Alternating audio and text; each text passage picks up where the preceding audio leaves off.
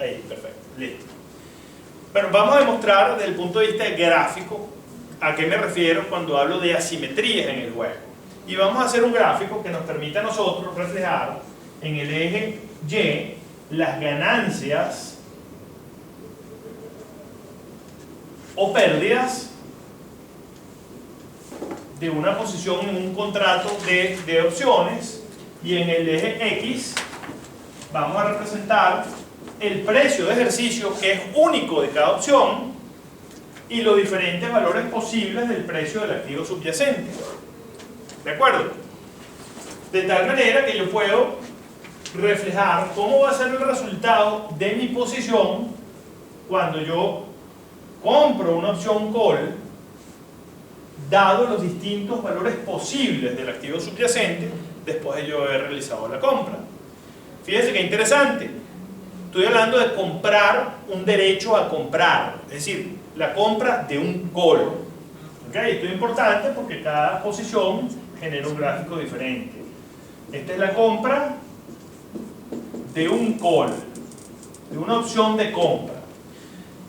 Si yo compro una opción de compra, lo que estoy diciendo es que yo pago una prima y ese derecho yo no lo voy a ejercer si el activo termina estando por debajo del precio de ejercicio, del strike price.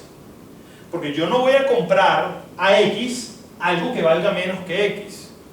¿De acuerdo? Entonces, lo que ocurre es que para todos los valores de S inferiores a X, yo voy a perder algo equivalente a la prima que yo pagué por esa opción call. Y repito, esta es la primera vez que se presentan ustedes este gráfico. Lo que estoy diciendo es, si S es inferior a X y el derecho que estoy adquiriendo es un call, es el derecho a comprar, yo no voy a comprar a X pagando un precio más alto un activo que en el mercado vale menos. Y como no lo ejerzo, voy a pagar la prima. La voy a perder, porque una vez que la compré ya la pagué. Si yo no ejerzo el derecho, habré perdido la prima. ¿De acuerdo? Ahora, ¿qué ocurre para valores de S superiores a X? Ocurre una cosa muy interesante. Por cada dólar o unidad monetaria que suba el activo subyacente, yo voy a empezar por recuperar la prima que pagué. Y por cada dólar que suba, yo voy a, por supuesto, a recuperar $1 por unidad de activo subyacente que yo haya comprado a través de esta opción call. Por supuesto, cuando hablamos aquí de ganancias y pérdidas, estamos hablando de ganancias y pérdidas por unidad de activo subyacente. Hago la aclaratoria, ¿no? Esto es por unidad de activo. Entonces, el primer dólar que yo tenga de subida de precio, lo primero que va a hacer es amortizar la prima que yo pagué. Pero fíjense que es importante, yo voy a tener incentivos para ejercer esa opción, porque aunque no recupere todo lo que pagué por la prima, cada centavo que yo recupere es ganancia. Cada centavo que yo logre entrar en mi caja nuevamente es un beneficio para mí. Pero los primeros centavos que empieza a subir el precio del activo, lo que me permiten es empezar a recuperar la prima que yo había pagado por cada unidad de activo subyacente, hasta que llega un valor en el cual yo empiezo a tener un beneficio neto positivo. Pero fíjense qué interesante. ¿Qué era lo máximo que podía perder? La prima. ¿Qué es lo máximo que puedo ganar? Indeterminado. Porque mi ganancia va a estar asociada al nivel del precio del activo subyacente que termine valiendo o costando ese activo en el mercado al momento del vencimiento del contrato. ¿De acuerdo? Aquí es donde nos referimos a la asimetría. Esto es un juego asimétrico. No se comporta igual frente a baja del precio del activo que frente a alza del precio del activo. ¿De acuerdo? Este gráfico, tal como está dibujado, corresponde a la compra de un call. Cosa relevante, si el activo baja de precio, pierdo la prima, pierdo una cantidad fija. Si el activo sube de valor, yo empiezo a tener un beneficio. ¿Cuál es el límite del beneficio? Indeterminado. Voy a tener tanto beneficio como suba el precio del activo subyacente. ¿De acuerdo? Entonces, ¿para qué me sirve este instrumento financiero si lo quiero ver desde el punto de vista especulativo? Yo puedo a través de este instrumento apostarle a la alza del precio de un activo con un beneficio, que si el activo baja de precio, mi pérdida está limitada. Mi pérdida máxima es el valor de la prima que pagué. ¿De acuerdo? Ahora, ¿qué ocurre acá? Esta prima no es un valor fijo. Esta prima se va a formar, se va a determinar en función de la oferta y la demanda permanentemente en la medida que el mercado esté interactuando. La interacción entre compradores y vendedores, entre demandantes y oferentes, es lo que va a hacer que esa prima suba o baje. ¿Y qué es lo que va a suceder? En la medida que las probabilidades que el activo suba de precio sean más altas, en la medida que el activo nos genere un beneficio a través de este instrumento, ¿qué va a pasar con la prima?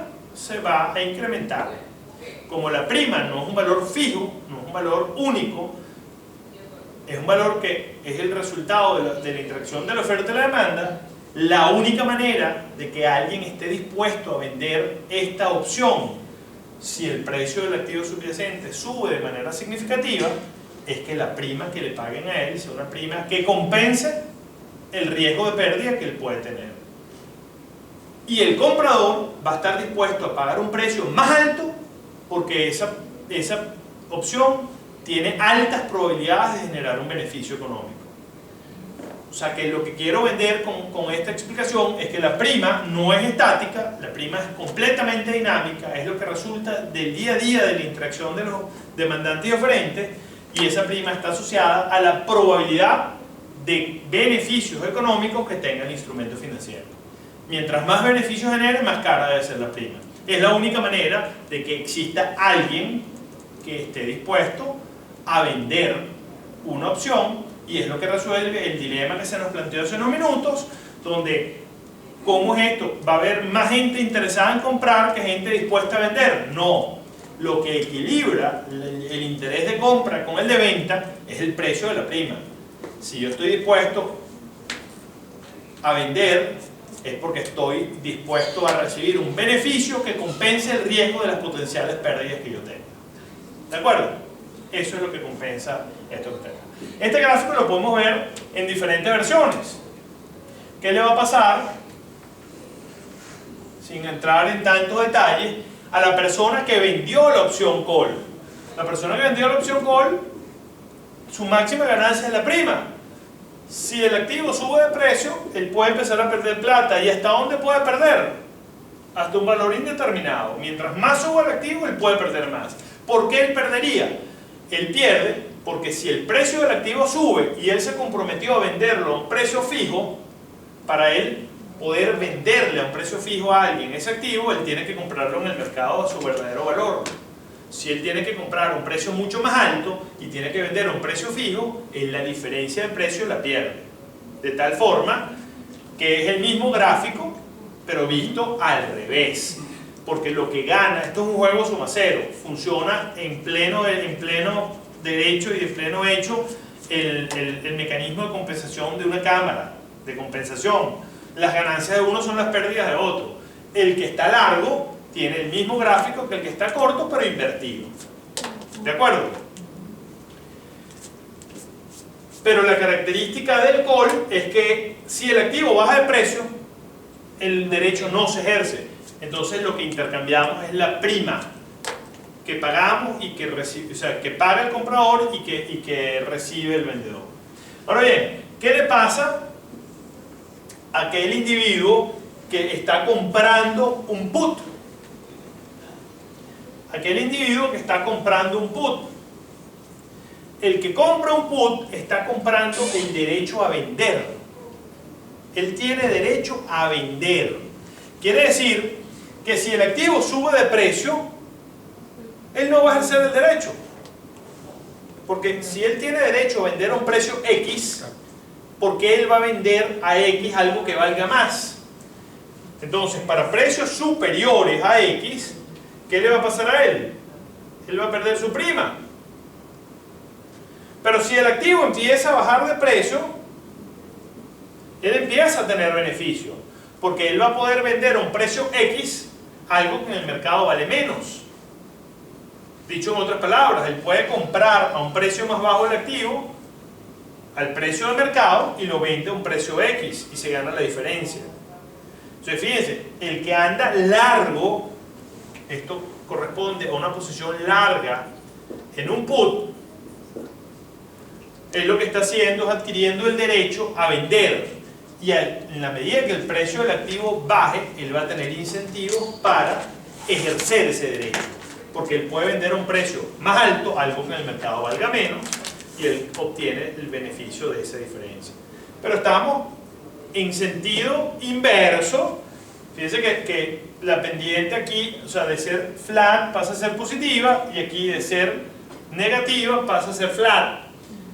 Básicamente el juego sigue siendo asimétrico, la única diferencia es que el que está jugando a la posición en el put, lo que le estás apostando a la baja en el precio del activo, y quien anda apostándole a largo en el call, él está apostando a un incremento en el precio del activo, porque en el call él tiene el derecho a comprar a X, en el put él tiene el derecho a vender a X.